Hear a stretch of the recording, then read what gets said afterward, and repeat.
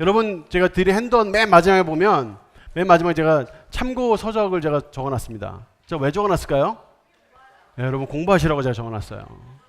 여러분 질문을 던지는 것도 좋지만 답을 찾는 건 더 유익합니다. 그래서 공부를 해야 됩니다. 반드시 공부해야 합니다. 이 질문 중에 여러분 여리고성이 진짜 무너졌나요? 이런 질문들 합니다. 기적에 관련된 질문 중에 하나인데 여리고성이 진짜 무너졌나요? 자, 여러분 생각해 보세요. 여호수아 6장에 나오는 얘기잖아요. 솔직히 말도 안 돼요. 자, 한번 들어보세요. 엄청나게 두터운 성벽에 이중 성벽으로 되어 있는 난공불락. 아무리 다른 어떤 민족들이 와서 공격을 해도 무너지지 않았던 그 벽이 이스라엘 백성들이 우르르 몰려와가지고 한 바퀴 돌고 집에 가 자고 한 바퀴 돌고 집에 가 이걸 6일 한 다음에 7일째 와가지고 7바퀴 빙빙 돈 다음에 와 소리 질렀다는 거예요. 나팔 불고. 그랬더니 그 성벽에다 무너져 내렸다는 거예요. 말이 되냐고 이게. 여러분 그 사람들이 다 그 성벽에 올라가도 안 무너지겠다. 그죠? 그 성벽 얼마나 튼튼해요. 그 사람들이 다 올라가서 거기 다 서 있어. 막 발 굴러도 안 무너질 거예요. 근데 거기 소리 질러가지고 무너져요? 말이 안 되잖아요. 그러니까 이걸로 뭐 어떤 구약학자들은 어떻게 얘기하냐면 자유주의 구약학자들은 이때 당시의 문헌들, 이때 당시의 전쟁사들은 다 과장이 심했대요. 전쟁을 했는데 우리는 아무도 안 죽고 저쪽만 다 죽었다. 이런 식의 그 전쟁사들이 많대요. 그래서 구약 성경이 그 어떤 고대 문헌의 문화에 영향을 받았을 것이다. 그러니까 한마디로 사실이 아니다. 여리고가 무너진 건 사실이 아니다. 이렇게 얘기하는 사람들이 있습니다. 그것도 거짓말입니다. 성경은 진실만을 기록했고 무오합니다. 오류가 없어요. 근데 어떻게 저게 거짓말이라고 얘기할 수 있어요? 과장됐다고 얘기할 수 있어요? 그렇게 얘기할 수 없어요. 그래서 어떻게 하냐면 이 보수적인 우리 같은 신앙을 가진 사람들은 에이 하나님 전능하신데 무조건 하실 수 있지 이렇게 우길 수밖에 없었어요. 지금까지. 솔직히 우기는 거지 뭐, 그죠? 안 믿는 사람 보기에는 우기는 거지 뭐. 하나님 무조건 전능하신데 할 수 있어. 이거 뭐 우기는 거잖아요. 근데 1868년에 그 괄목할 만한 고고학적 발굴이 이루어집니다. 그러니까 하나의 언덕이라고 봤는데 그 언덕 속에 고대 도시가 숨어 있었던 거예요. 그래서 그거를 파본 거예요. 그게 1868년이에요. 고대 유적이 발견됐는데 그게 바로 여리고성이었어요. 그래서 여러 번에 걸쳐서 이제 발굴이 됐는데 1908년도에 본격적인 오스트레일리아에서 셀린 박사가 시작을 했고 그 다음에 1930년에 영국 고고학자 존 가스탕이 했고 1952년에서 58년까지 그 캐더린 캐니언이라고 여자 고고학자가 했고 최근에 1997년에도 이탈리아 탐사팀에 의해서 이제 발굴이 이루어졌습니다. 그 중에 1930년에 가르탕이라는 사람이 어디를 중점적으로 발굴해냈냐면 성벽적을 중점적으로 발굴해냈어요. 그래서 거기에 많은 고고학적인 증거들이 많이 밝혀졌는데 그때 만들어졌던 그 성벽의 모양을 추정한 겁니다. 근데 무너져 있기를 이렇게 무너져 있는 거예요. 한번 보세요. 자, 여러분 성벽이 있는데 이거 보이나 모르겠다. 여기 이쪽이 외벽이에요. 이쪽이 외벽이고, 그죠? 아우러 브럭에 돼 있죠. 여기가 외벽이고 안쪽이에요. 이쪽이 성인 거예요. 그래서 여기가 최소한 12m, 여기는 14m 이상 높이에 굉장히 두터운 벽으로 돼 있어요. 진흙으로 돼 있는 벽. 이제 왜 이렇게 많이 흔들리는지 모르겠네. 네. 근데 여러분 보세요. 여기에서 무너져 내렸는데 이게 밖으로 무너져 내린 거예요. 이렇게. 저렇게 발견된 거예요. 밖으로 무너져 가지고. 여러분 전쟁에 가서 치고 올라가는데 밖으로 무너질 수 있어요? 벽이? 안쪽으로 무너지거나 해야지. 올라가 가지고 무너뜨리는 게 아니고 무너뜨린 다음에 올라가야 되는데 저런 식으로 무너진 거예요. 그러니까 이상하다. 이렇게 본 거예요. 고고학자들이 보고 이상하다. 저렇게 무너지면 이상하다. 왜 밖으로 무너졌지? 안으로 무너져야지. 이렇게 생각을 한 거예요. 그래서 이제 조사를 하기 시작을 하는데 그래도 저것만 딱 발견되고 그래도 이상하다까지만 됐지만 과학적으로 증명이 안 되는 거예요. 무너진 건 알겠어. 근데 밖으로 무너지면 이상하긴 이상한데 뭐 그래가지고 뭐 잘 모르겠네요. 끝난 거예요. 그리고 끝난 거예요. 근데 1940년에 이 수수께끼가 풀렸어요. 1940년에. 1940년에 미국에서 다리 하나가 무너져 내립니다. 타코마 다리라고 여러분 아세요? 들어봤어요 혹시? 그런 지금 골든 게이트 브릿지 있죠. 금문교 거기랑 비슷한 지역에 세워졌던 다리였었나 봐요. 근데 처음에 다리를 지을 때 최첨단 공법으로 만들어져 가지고 뭐 하여튼 엄청나게 큰 그 허리케인이 와도 무너지지 않는다고 했어요.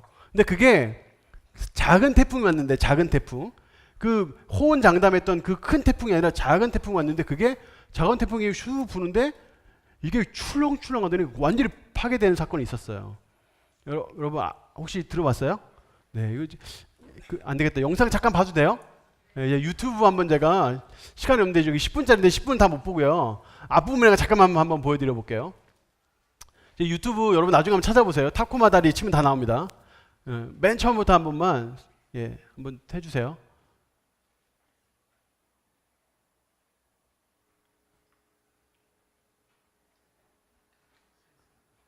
네, 제가 설명하고 있을게요. 일단 틀어주세요. 제가 설명하고 있을게요. 일단 자 뭐냐면요, 여러분 모든 물질에는 이 공명이라는 게 있대요. 공명.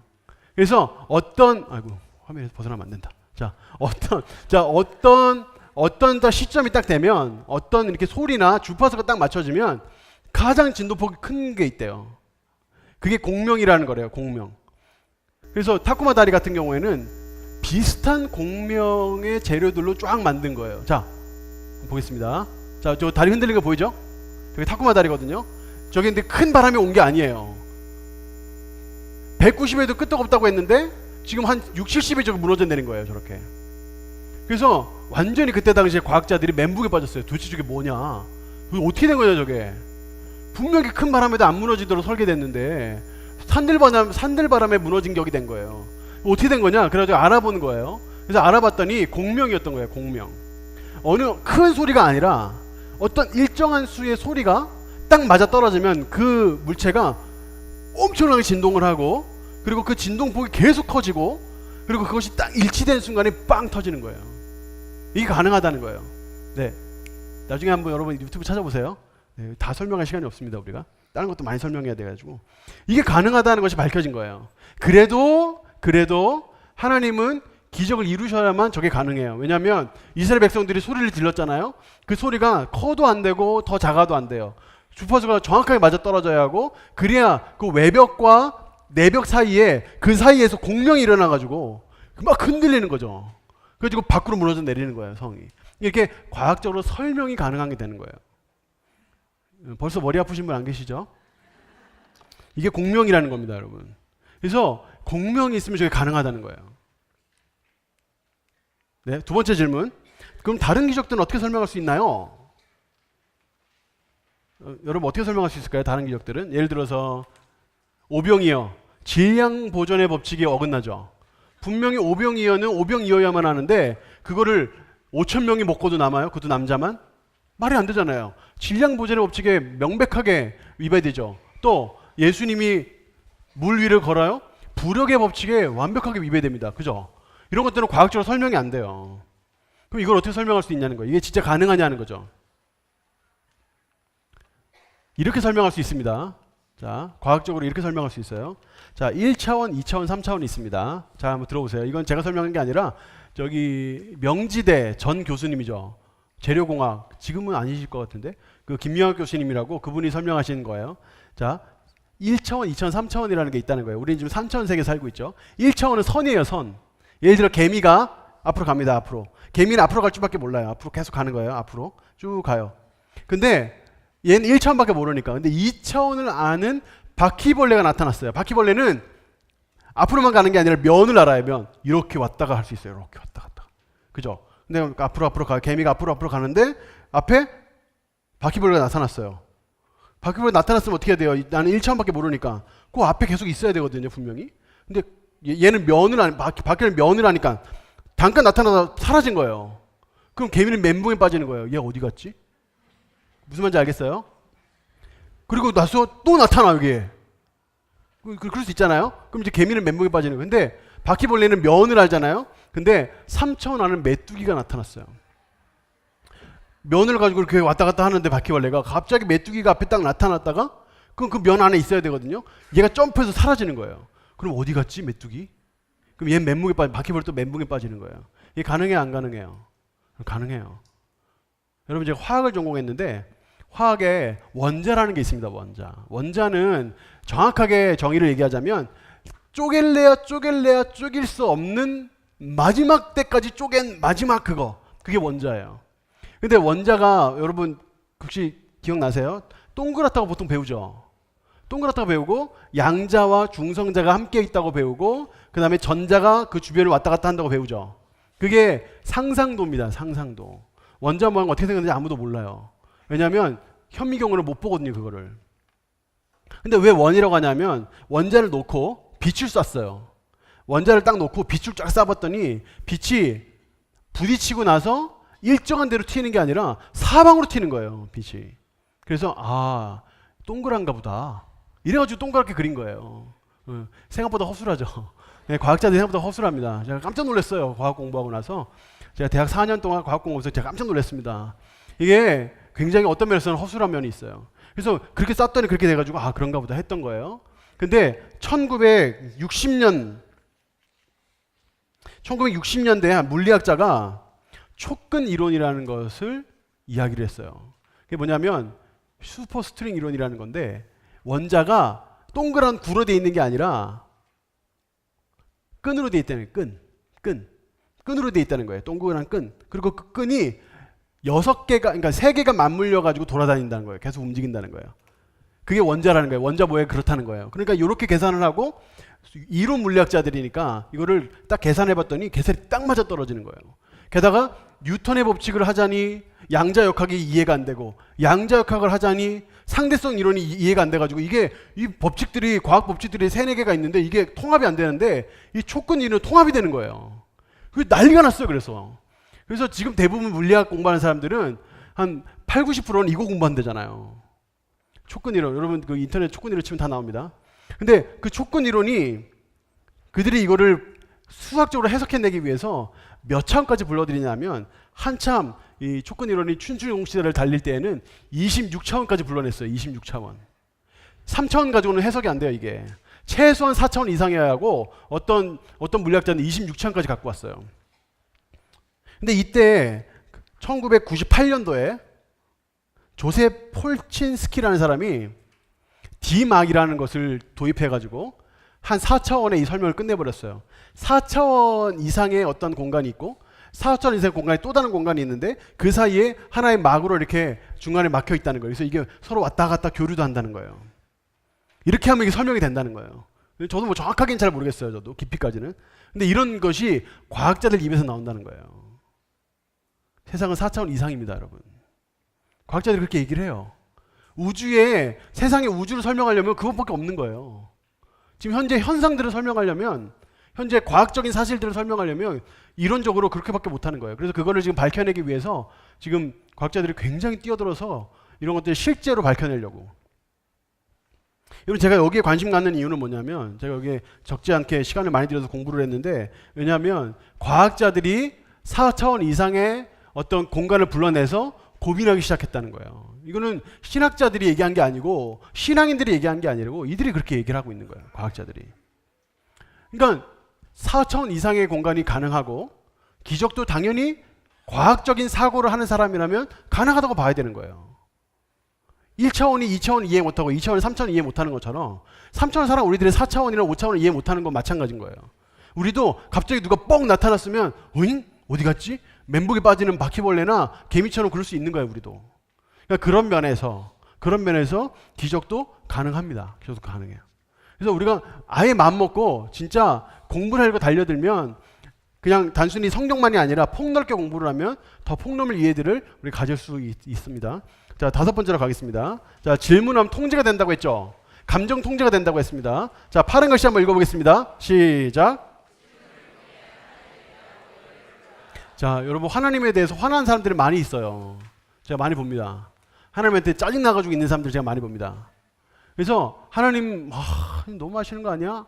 이렇게 하나님에 대해 오해하는 분들이 많이 있어요. 어떤 면에서 오해를 하냐면 이런 면에서 많이 오해를 합니다.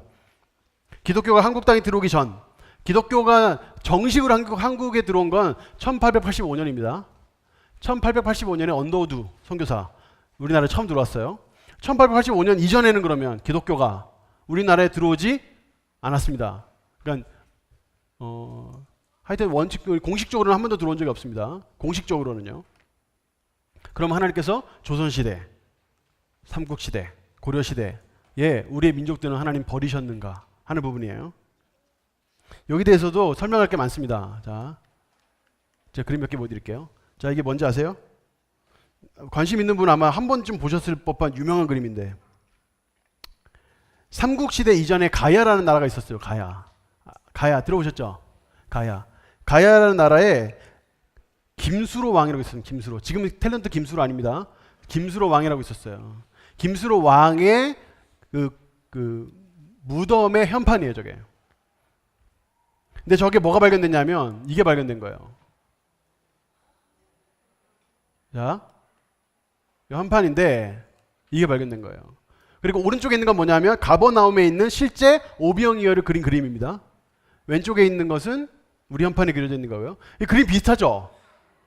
그래서 저걸 딱 보고 가야에 기독교가 들어왔었나? 이렇게 생각하는 사람들이 있었어요. 그래서 추적했더니 김수로 왕이 호황옥이라는 그 황후와 결혼을 했는데 이 사람이 인도 사람이에요. 인도. 그리고 인도에 도마가 일찍이 가서 복음을 전했다는 기록이 이미 있죠. 그래서 도마가 전한 복음을 받아들인 인도 황실의 공주와 정략 결혼한 것이 아니냐, 이런 이야기들이 있습니다. 그래서 저 그림을 보고 가야 시대 때도 기독교가 있었나? 이런 얘기들을 합니다. 근데 역사적인 근거는 없습니다. 역사적인 근거 없어요.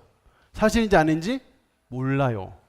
근데 저 그림을 보고 이제 그때 당시 역사적이라고 추론하는 사람들은 확고하게 믿는 사람들도 있어요. 저거 사실이다 무조건 이렇게 하는 사람들이 있긴 있어요. 근데 뭐 그렇다고 과학적 근거가 없기 때문에 뭐 100% 믿을 건 아닙니다. 근데 지금부터 말씀드리는 것은 정확한 기록이 있는 100% 믿어도 되는 겁니다. 자, 당나라 때 기독교가 들어온 적이 있습니다. 그 네스토리우스 아파라고 그 초대교회 시절에 하나의 기독교 학파예요. 근데 기독교 한파인데 분파, 하나의 교단이죠. 하나의 교단인데 그 교단이 선교를 진행했는데 어디로 선교를 진행했냐면 동방을 향해서 선교를 진행을 했어요. 네스토리우스 아파는 지금의 우리가 믿는 완벽한 기독교는 아닙니다. 그때 당시엔 여러 가지 하여튼 문제들이 많았고, 특별히 예수님에 대한 속성에 대해서, 예수님의 인성과 신성이 완벽하게 분리되어 있으면서도 공존한다. 이게 우리가 믿는 예수님에 대한 신성과 인성에 대한 이해인데, 이들은 이게 합체했다고 봤어요. 하나라고 봤어요. 그래서 이런 것 때문에 431년에 에베소 공의회에서 이단으로 판정이 됐습니다. 근데 네스토리우스 아파는 이단이긴 하지만 예수님에 대한 어떤 어느 정도 기본적인 인식은 있었고, 이들이 페르시아를 거점을 해가지고 복음을 전했는데 그게 어디까지 흘러갔냐면 당나라까지 들어갔어요. 그 당시 당태종이, 저 사람입니다. 저 노란 옷 입은 사람, 저 황제인데 저 당태종이 그들을 아주 극진히 대접을 했어요. 그래서 데려다가 마음껏 복음 전하라고 하고 그래서 했어요. 그래서 그게 경교입니다. 경교. 저거는 기록이 남아있어요. 역사 기록에 다 남아있어요. 그래서 거의 국교화했고요. 국교화했고, 저 당태종이 죽은 다음에 고종이라는 사람이 이제 당의 황제가 되는데 고종도 굉장히 이들에게 호의적으로 했어요. 그래서 거의 국교화하듯이 이들에게 계속적으로 나라에서 복음을 전하도록 했고 250년 동안 이어졌어요. 기독교가. 근데 문제는 뭐냐면 경교가 그 당시 중국의 문화와 융합하려고 노력하다 보니까 시간이 지나면 지날수록 기독교의 색채를 잃어버렸어요. 그래서 사그러들고 845년에 황제 무종이라는 사람이 아예 금교령을 내렸어요. 경교에 대해서. 그러니까 경교가 벌써 황실에 굉장히 많이 편입되어 있었고 문화를 너무 많이 받아들인 상태에서 색깔을 잃었는 상태에서 금교령이 내려지니까 생명력을 잃어버렸어요. 그래서 그냥 역사 속에 사라졌는데 그래도 250년 동안 굉장히 활기 있게 복음을 전했습니다. 근데 몇몇 학자들은 당나라가 신라고 굉장히 친했고 이때 당시 삼국시대에서 이제 통일신라 시대로 넘어가는 그쯤이거든요. 660년 중에 통일신라 시대가 시작되고 이때는 640몇 년이니까 그때쯤에 신라의 복음이 들어올 수도 있지 않았을까 하는 조심스러운 판단을 합니다만 근거는 하나도 없습니다. 그래서 우리나라에 들어왔는지는 몰라요. 그러나 경고에서 상당히 기독교가 그래도 가장 유사했던 네스토리아파가 굉장히 250년 동안 활기차게 복음 사역을 했다는 것은 역사의 기록에 남아 있습니다. 조선시대. 저 명량은 그냥 여러분 보시라고 그냥 조선시대 얘기하려고 가져왔어요. 조선시대 때 일본 사람들이 우리나라를 침략한 게 두 번인데 여러 번 있지만 큰 게 두 개인데 1592년에 임진왜란, 1598년에 정유재란입니다. 근데 그때 이미 일본에는 성공회 선교사들이 들어가 있었어요. 그리고 그때 당시 일본 장수들 중에 성공의 교인이었다는 기록이 남아 있습니다. 그러니까 일본 장수들 중에 성공회, 그러니까 성공회는 그 모습 자체는 굉장히 천주교랑 가깝지만 교리 자체는 개신교입니다. 그래서 개신교로 구분을 하거든요. 성공회는. 근데 성공회 선교사들이 복음을 전했고 그때 장수들이나 많은 일본 사람들 중에 예수를 믿는 사람들이 있었다고 봅니다. 그리고 실제 기록들 중에 포로로 잡혀갔던 조선 사람들 중에 포로 생활 중에 예수님 믿게 되고 구원받았다는 어떤 기록들이 남아있는 기록들이 있습니다. 조선시대 때 복음이 그런 식으로 우리나라에 들어온 적이 있어요. 또 하나, 여러분 박연이라는 사람 아시나 모르겠네요. 박연. 들어보셨어요?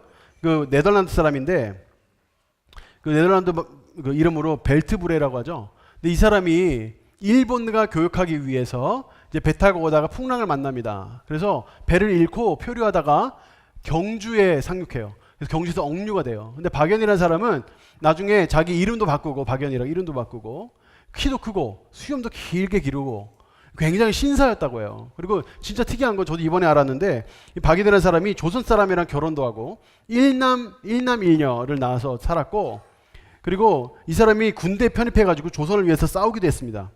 병자호란 때 정가를 올렸고 그때 당시 같이 지내던 두 명의 그 네덜란드 사람도 있었는데 그 사람들을 거기서 전사하고 이 사람은 살아남아서 병자호란을 겪기도 하고 나라의 여러 가지 일들에 그 애를 많이 썼다고 합니다. 근데 이 사람에 대한 기록이 어떻게 돼 있냐면 인격자였대요.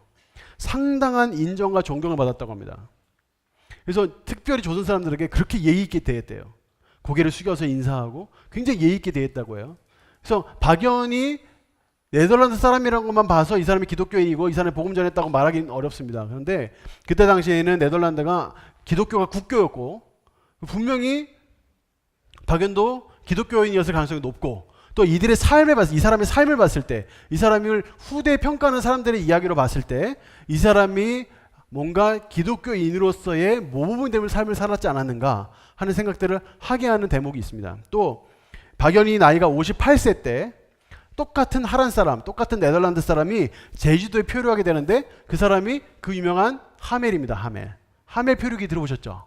하멜입니다. 하멜은 13년 동안 조선에 억류돼 살다가 나중에 탈출을 하는데요.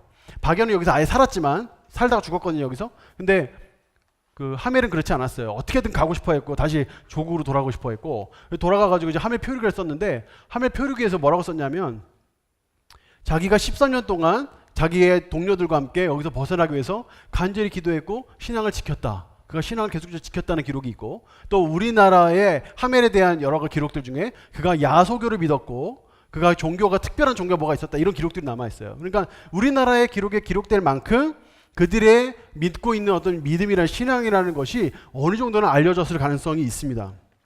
그리고 그 이후에도 우리나라에 전체적으로 복음이 딱 들어오기 전에도 천주교가 전래된 적도 있고 또 중국을 통해서 로스 선교사를 통해서 한글로 번역된 성경이 쪽복음들이 계속적으로 들어왔고 그리고 이수정이라는 사람이 일본으로 건너가서 또 거기에서 사복음서와 사도행전 등을 번역해가지고 한국에 들여보낸 적이 있습니다. 그래서 우리나라는 아주 유일하게 정말 아주 특별하게 정식으로 선교사가 들어오는 건 1885년인데 그때 한국말로 된 성경을 들고 들어왔어요. 그 사람들이.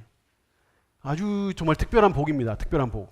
한 민족에 들어가면 거기에 복음 그 성경을 그 나라 말로 해석하고 번역해내기 위해서 얼마나 오랜 시간이 걸리나 몰라요. 그런데 이미 우리나라는 선교사가 들어올 때 한국말로 번역된 성경책 들고 들어왔어요. 그만큼 우리나라가 정말 복받은 나라고 하나님께서 그렇게 우리가 다 알 수는 없지만 역사적인 기록으로 우리가 다 알 수 많이 우리나라는 전쟁이 많아서 그런지 남아있는 기록이 많지가 않아요. 근데 그러나 하나님께서 우리나라를 무조건 버리셨다라고 얘기하기에는 어려운 그런 여러 가지 일들이 있다는 거죠. 그래서 이런 것들을 보면 우리가 알 수 있고요. 하나님의 어떤 크신 은혜를 우리가 알 수 있습니다. 그래서 좀 하나님에 대한 좀 오해, 하나님 우리를 버리셨다 이런 식의 오해는 좀 풀면 좋겠고요. 자, 여섯 번째, 두 개 남았죠 이제. 자, 여섯 번째인데, 자 질문에 답하면 스스로 설득된다고 했죠. 그러니까 여러분이 여러분 스스로 좀 설득하기 위해서 한번 여러분들의 대답을 여러분의 대답을 만들어 보세요. 여러분의 대답을. 그러니까 질문을 하고 던져놓고 대답해 주기까지 기다리지 마시고 한번 여러분들이 공부해서 여러분들만의 대답을 한번 만들어 보세요. 자, 여러분 사무엘상 거기 제가 말씀 제가 올려놨는데 12장 한번 보세요. 거기 보면 나단이 다윗에게 들어갑니다. 이때의 상황은 뭐냐면 다윗이 밧세바하고 범죄했어요. 그리고 아들까지 뱄어요. 그 다음에 아들이 태어나기가 얼마 안 남았을 때예요. 그때 벌써 1년 가까이 지난 거죠. 범죄한 다음에. 그때까지 다윗은 회개 안 하고 있었어요. 근데 그때 나단이 들어갑니다. 나단이 들어가서 여러분 말씀 보세요. 부한 사람이 양과 소가 많은데 손님 왔다고 지 양 안 잡고 옆에 진짜 한 마리 양 키우면서 애지중지 정말 딸처럼 키우는 그 양 데리고 양 뺏어다가 그렇게 했습니다. 어떻게 하면 좋을까요? 그랬더니 다윗이 뭐라고 대답하냐면 질문했죠. 다윗이 대답하죠. 뭐 죽어야 마땅하고 양을 5마리를 갚아줘야 된다 이렇게 얘기했단 말이에요. 그랬더니 나단이 뭐라고 하죠? 바로 그 사람이 당신입니다 그러잖아요. 다윗이 거기서 꼼짝 못하고 회개하거든요. 주님께로 돌아오거든요. 근데 나단이 진짜 똑똑했던 게 뭐냐면 정말 그가 지혜로웠던 게 뭐냐면 질문을 던진 거예요. 여러분 지금 다윗은요 범죄하긴 했지만 왕이에요. 한마디면 죽일 수 있어요. 한마디면 목숨 걸고 들어간 거예요 나단이. 근데 나단이 목숨 걸고 들어가는데 목숨 걸고 들어가가지고 질문을 던진 거예요. 어떻게 할까요? 대답을 했잖아요. 본인이 대답한 건데 본인 스스로 설득되는 거예요. 본인이 대답했어요. 그랬더니 그게 당신입니다 하니까 꼼짝 못하는 거죠. 그러니까 내가 어떤 것을 잘 대답하느냐가 나 자신을 설득시켜요. 그러니까 내가 얼마나 좋은 대답을 나 스스로 고민해서 찾아내느냐가 상대방 대답해 줄 상대방에도 좋지만 나에게 좋아요. 나에게. 자, 베드로전 3장 15절을 같이 한번 읽어보겠습니다. 자, 시작. 너희 마음에 그리스도를 주로 삼아 거룩하게 하고 너희 속에 있는 소망에 관한 이유를 묻는 자에게는 대답할 것을 항상 준비하되 온유와 두려움으로 하고. 아멘. 여러분 이 말씀에 순종해서 우리가 구원의 이유, 소망 이런 것들에 대해 묻는 사람들 있잖아요. 그런 사람들에게 묻는 것들 대답할 수 있도록 항상 준비하고 온유함과 두려움을 가질 수 있으면 좋겠습니다. 마지막 7번째. 자, 질문을 하면 답이 나옵니다. 이 말은 답이 나올 걸 질문을 해야 된다는 뜻이에요, 여러분. 성경에는 답이 안 나오는 질문도 있어요. 죄송하지만 있어요. 자, 몇 가지 알려드릴게요. 답이 안 나오는 질문이에요, 이거는. 자, 왜 하나님은 세 분인데 한 분이신가요? 네, 이건 답이 없습니다. 그냥 하나님은 그냥 세 분인데 그냥 한 분이에요. 이것에 대해 막 설명하려고 사람들이 많이 설명하거든요. 하나님은 원래 한 분이신데 구약 시대에는 하나님, 신약 시대에는 예수님, 그리고 지금은 성령님으로 일하신다. 이단입니다, 여러분. 자, 이단이에요. 자, 한 남자가 직장에서는 뭐 변호사, 또 집에서는 아버지, 교회에서는 장로님인 것처럼 하나님이 다 이렇게 역할에 따라 나누는 거다. 여러분 이단입니다. 이단이에요.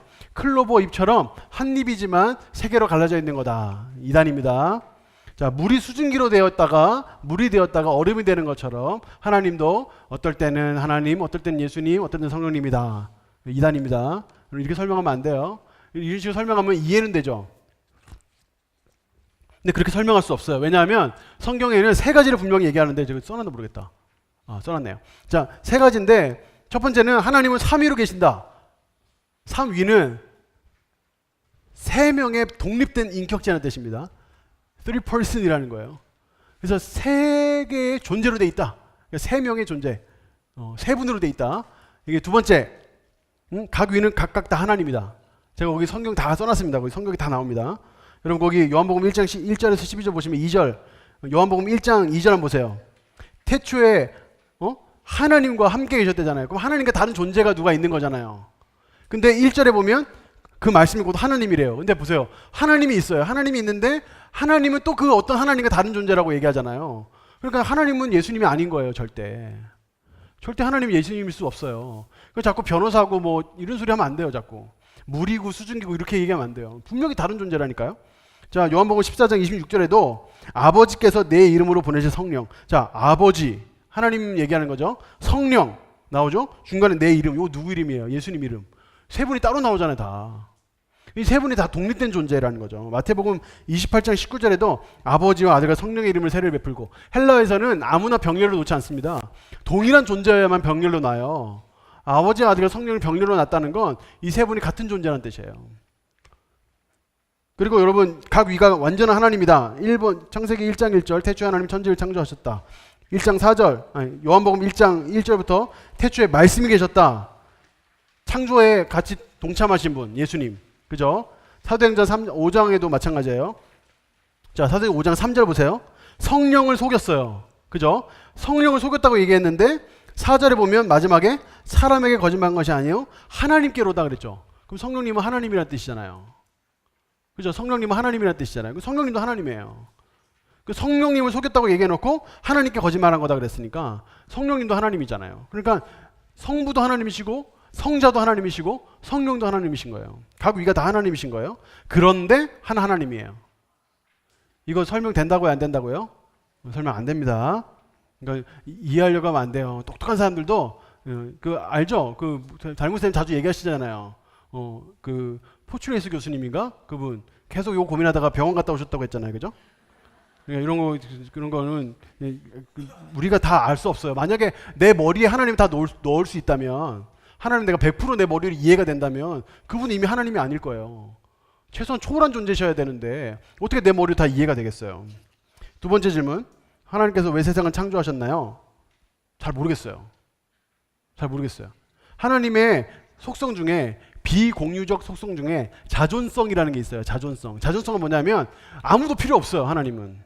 그냥 삼위일체로 완벽하게 만족스럽고 완벽하게 충족돼 있어요. 완벽하게 아름답고 완벽한 교제를 이루고 계셔요. 아무도 필요 없어요. 누군가가 그분을 높이더라야 그분이 높아지고 누군가 그분과 교제를 해야 그분이 행복해하고 아니거든요. 그분은 충분히 행복해요. 근데 사람을 창조하셨어요. 왜요? 왜 사람을 창조하셨어요? 여기 없구나. 말씀 보면 보세요. 이사야서 43절 7절에 하나님 영광을 위해 창조하셨고 로마서 1장 19절에 하나님을 알도록 창조하셨고 창세기 1장 28절에 생육 번성 충만 정복하도록 다스리도록 창조하셨어요. 그래도 몰라요. 근데 왜? 왜 하나님 영광도 필요 없으신데 왜 우리를 하나님 영광을 위해서 창조하셨어?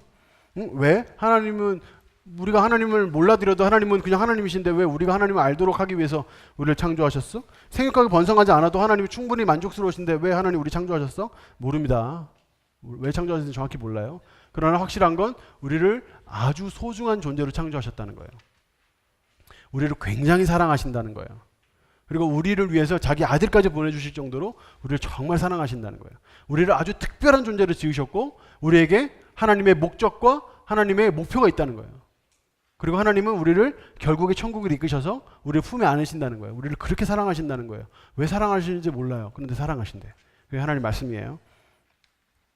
자, 마지막입니다. 마지막 맞죠? 자, 악한 일은 왜 일어나도록 내버려 두시나요? 세상에 악한 일들이 많잖아요. 근데 왜 악한 일들을 내버려 두시나요? 솔직히 잘 모르겠습니다. 저도. 하나님 왜 그러시는지.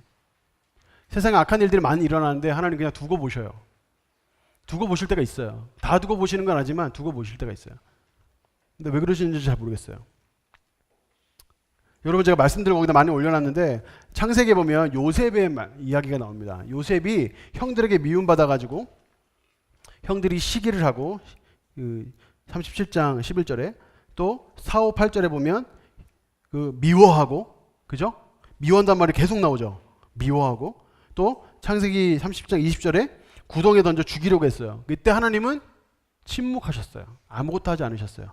그냥 보고만 계셨어요. 하나님께서. 그리고 28절에 이제 구덩이에 올려지고 은 20에 팔려갈 때도 하나님 가만히 계셨어요.